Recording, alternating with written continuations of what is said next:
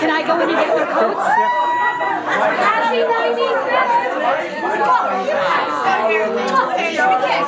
Can we have your coats? Let me have your coats. Good job. You come in so everyone can see you. Why don't I take your coat and sit her down? Your sister's here. All your nieces and nephews. Wait a minute. Give me your glasses. I'll put them in your bag. Craig's a little bit.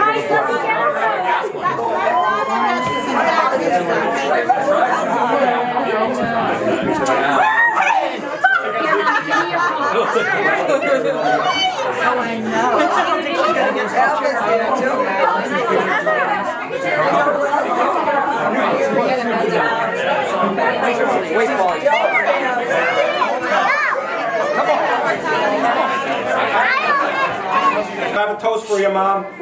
And before we get started, though, this all got started because Maura, you got that email going and got the planning going. So we got to thank you for that. And I also want to thank Patty Ann for the Evite that went out. And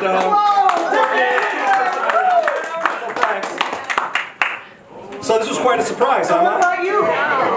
What do you find of this? It was wonderful. What do you think of the speech? So, we tried to live another 95 years to remember it. Yeah. all right. So I 95. started thinking about it. You've lived 10 decades, Mom. Yeah. 10 decades is amazing. So I hope you do live another 95, but I thought what we could do is Because he's just like you. relive the 95 you have. So we're going to take a look at your life, Mom, a decade at a time. All right? Okay. How many days did we book the room for? All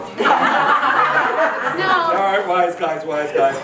So it started in the roaring 20s. You were born 95 years ago today to Gus and Hilda Bohr, Graham and Gramps. Remember that a long time ago, right? And then followed by Shirley. All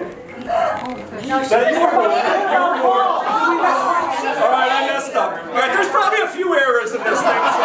He said everybody would correct him. Yes, yes.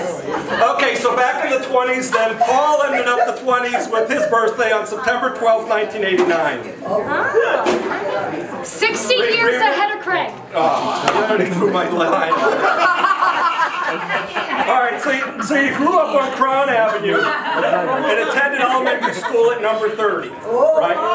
Remember Harriet Beecher Stowe Elementary? All right, so who knows what Harriet Beecher Stowe is famous for? Well, not Patty. You cheated. I didn't read it. He wouldn't tell All right, me. go ahead. All right, what is it, Jill? Go looking it up on the phone. Oh, I did. Now we go to the 30s. So, Mom, you attended, and we're confirmed. Well, I can't take forever, like you said. We're confirmed at Trinity United Church of Christ, and you were an active member of the church. Every time you went to the church, you sat in the one pew that Grandpa bought, right, that had the name on it, something like that, right? Guys, listen. Grandpa worked on the Erie Railroad. Yeah. And remember when you were a kid, if you put your ear to the floor, you could hear the trains go by? And if you put your ear to the wall in the cellar, you could hear Ernie next door, right? Okay, so Ernie's daughter was honeymoon at Virginia Beach. Was that the Cavalier Hotel? But in your wedding present, this story was always good to me, was a Lionel train, O-scale, like a big heavy one, about this big. And I never remember. That's good stuff. I don't remember if you guys bought it for each other or did someone buy it for you? I think Daddy bought it. Daddy bought it, yeah, so that was your wedding present to each other. So trains were pretty important back then. And so, Lauren, would you expect a train for your wedding or something like that?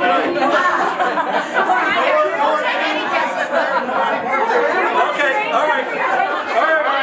Keep going. You gotta roll. Okay, so you and Dad lived in Dunmore. And then the next big event was your first child, Carol, was born June 29th, 1947. Dad and Marty opened O'Toole and Andres, forever known as O'Toole's, so we lost our name there. But a very successful business that we all had a lot of fun at. And then the 50s kicked off, and your second child, Nancy, was born June 2nd, 1950. Yay! And then you. Yeah, and it was about 7 years later I was born. Somewhere around there, the house in Dunmore was getting too small, so you moved to Lake Scranton Road. Right. And you guys were the first new house on Lake Scranton Road, right? It was really like wilderness back then. There was a bunch of stone houses like Giordano's and the Reddingtons, and then some of the servant quarters from the mansion, the Watts mansion that burned down, right? I wish he was Waters. Like I said, I have some audience help is appreciated. Okay, so around the time I think I was born, and I need help with this, the pool was built. And Daddy, his brother Bobby, and the guy that used to always work for $6 Hey, Mike. and Hank, okay, but then the guy that did a lot of work, Johnny, right? And he worked for 6 packs of beer. Yeah, John. He was a bull. So they built the steel pool, it's still standing today. Johnny. Johnny! Right, yeah, he was right. TV set, right? Now we all have one in our pocket. Right? The living room, the music that was playing was Johnny Mathis and the Letterman. So that's what happens when you grow up with 2 older sisters. You listen to music where guys with turtleneck sweaters are playing all the time. And that was, the music was playing on our 500-pound stereo, that big stereo. Yeah. Now we all have one of them in our pocket too.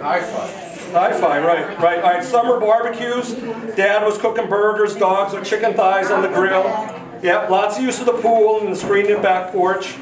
Uncle Paul and Aunt Joanne, Uncle Chuck and Aunt Shirley and all the kids and dogs would come visit for the day, and we used to have lots of fun.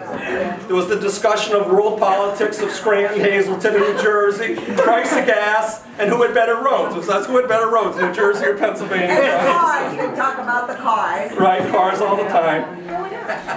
When we would take the drive to Hazleton or New Jersey, the big highlights were, Chuck, your movies. We used to love to see the movies all the time. I put a card table. I put a card table. He's talking about No, when we used to still eat at Graham and Graham's. And then after we'd eat dinner there, we'd go over to your sisters, No, Grandpa. to the girls. To the girls, yeah. And we'd have a highball, right? A highball and look at the train. Or a cocktail. A cocktail, right? That's what it was called back then.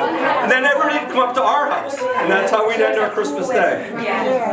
Okay, so that was the 60s. Now we're moving on to the 70s. And the 70s was all about weddings and grandchildren. So Nancy and Mike got married December 29th, 1971. Carol and Frank almost a year later, August 19th, 1972. Then the grandchildren. Chris and Mara were born at the end of 73, November and December respectively, and you guys became Nana and Papa, right? That's when Nana and Papa was born. Do you know which was which? And there was 2 other very significant highlights in the 70s. The Cowboys won their first 2 Super Bowls. Your mom and dad, Graham and Graham's, they had their 60th wedding anniversary right around the beginning of the 80s. Patty Ann and I got married June 20th, 1981. You turned 60 that year.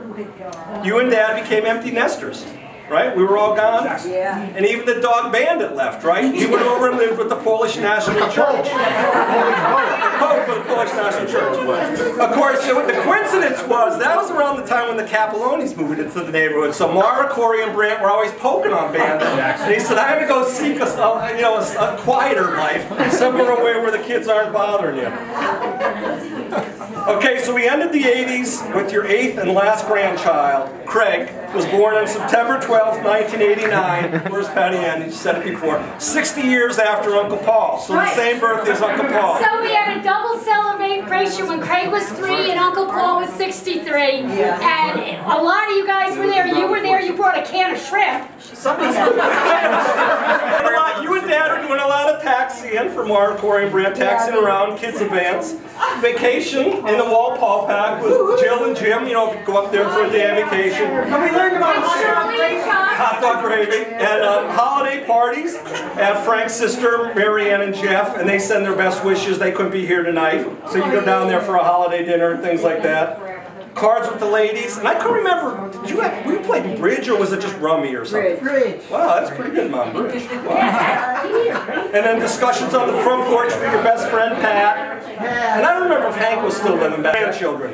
So Kelly, Lynn, and Gabriella were born in 2004, your first 2 great-grandchildren. You and Dad had your 60th wedding anniversary on March 3rd, 2006. Another big milestone, 60 years, that's unbelievable. Do we have that at Soya?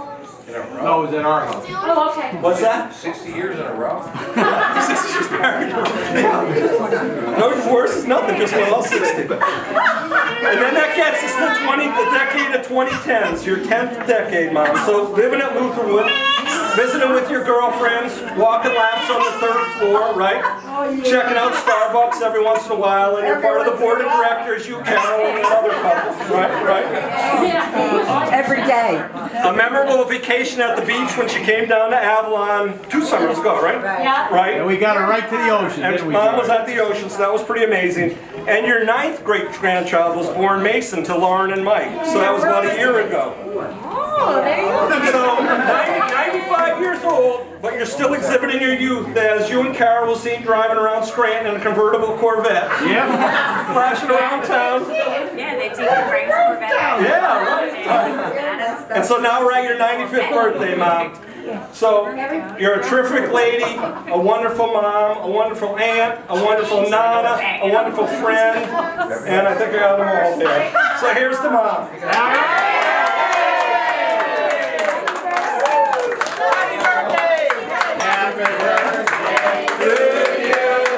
Happy birthday to you. Happy birthday, dear Mama. Happy birthday to you.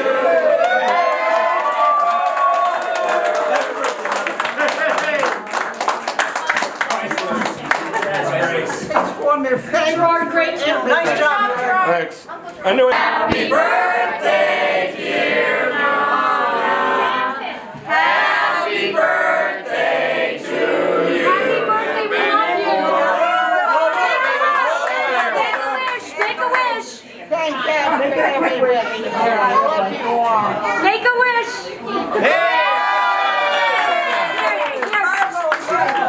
I'm just letting them take a picture of your cake. No, you don't have to.